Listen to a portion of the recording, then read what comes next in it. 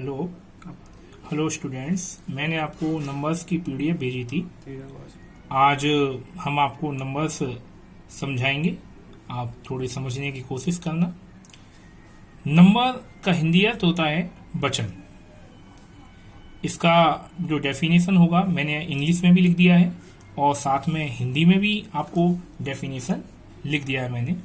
आप इसकी डेफिनेशन को पढ़ के देखेंगे तो इसमें लिखा हुआ है कि संज्ञा का वह रूप जो एक या एक से अधिक होने का भाव देता है उसे वचन कहते हैं। अर्थात संज्ञा का ऐसा रूप जो हमें एक या एक से अधिक होने का भाव देगा उसे वचन कहेंगे। यह दो तरह के होते हैं। एक होता है एक वचन, एक है बहुवचन। एक वचन को इंग्लिश में कहते हैं सिंगुलर और बहुवचन को कहते हैं प्लूरल नंबर। अब क्वेश्चन आता है सिंगुलर नंबर क्या है, प्लूरल क्या होता है।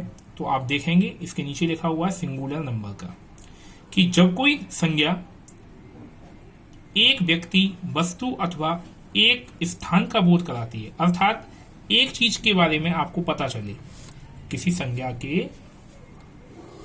किसी रूप से आपको एक चीज का बोध हो तो उसे हम एक वचन कहते हैं।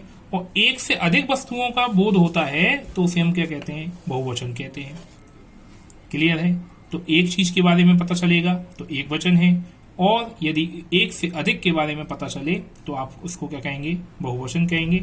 आपने देखा होगा जैसे हम हिंदी में भी कह सकते हैं, जैसे हम कभी कहते हैं लड़का, लेकिन लड़का क्या है, एक है, एक वचन हो गया। यदि हम लड़का की जगह हम कहें लड़के तो ये क्या हो गया, बहुवचन हो गया। तो समझ में आ गया होगा, एक वचन का मतलब हो गया एक व्यक्ति, एक स्थान या एक वस्तु, और बहुवचन का मतलब हो गया एक से अधिक व्यक्ति, वस्तु और स्थान।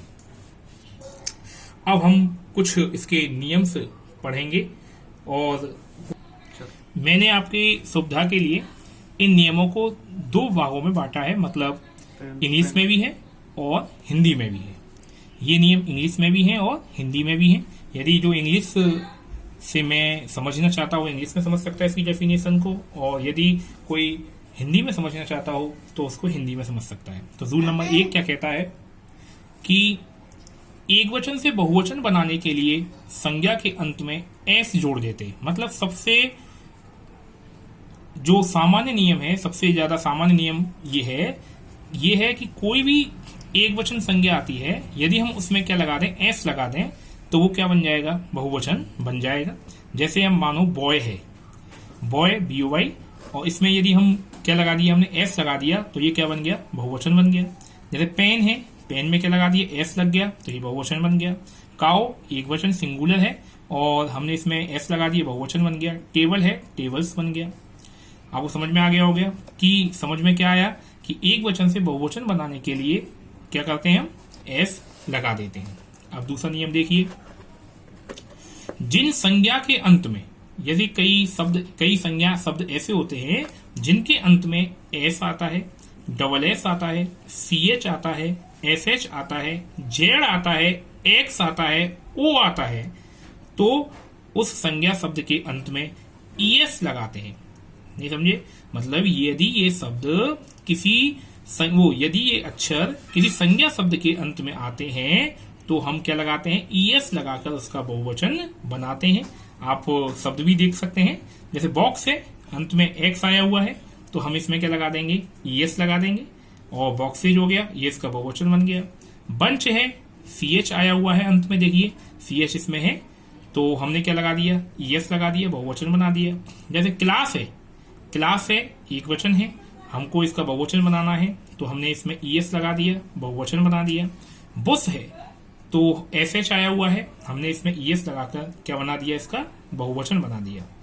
दोनों नियम समझ में आ गए होंगे। यदि ये शब्द कहीं आते हैं तो हम उसमें ES लगाकर उसका बहुवचन बना देते हैं।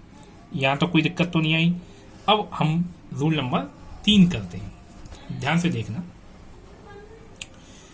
जिन संज्ञा शब्द के अंत में Y आए, जिन संज्ञा शब्द के अंत में Y आए और बाई से पहले कोई स्वर हो, स्वर तो आप जानते होंगे, A E I O U, यदि बाई आ गया और बाई से पहले क्या आ गया, कोई स्वर आ गया, तो हमें क्या करना है, उस वाक्य में एस लगाकर उसका बहुवचन बनाना है। जैसे बाई बॉय है, बाई आया हुआ है ना, और बाई से पहले देखो इस शब्द को देखो क्या है, ओ, इसका मतलब ओ स्वर है, हमने क्या लगा दिया इसमें, एस लगाकर इसका बहुवचन बना दिया। अब आगे देखिए, डे है, डी ए वाई, अब हमने क्या किया, डी ए वाई में एस लगा दिया, डेज कर दिया। इसमें भी देखो बाई है, ई आया हुआ है स्वर, एस लगा दिया। ये इसके उदाहरण हो गए।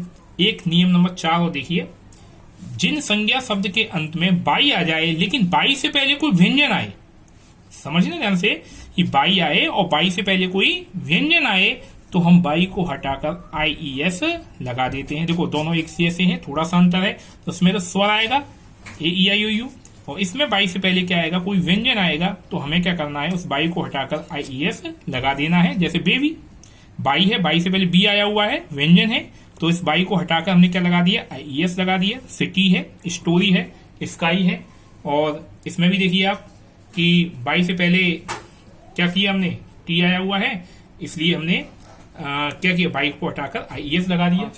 और ये आपने समझ लिया होगा, ये चारों नियम समझ में आ गए होंगे। तो आज आप इतना ही करेंगे, और बाकी के जो 4 नियम या 5 नियम जो भी बचते हैं वो हम अगली वीडियो में देखेंगे।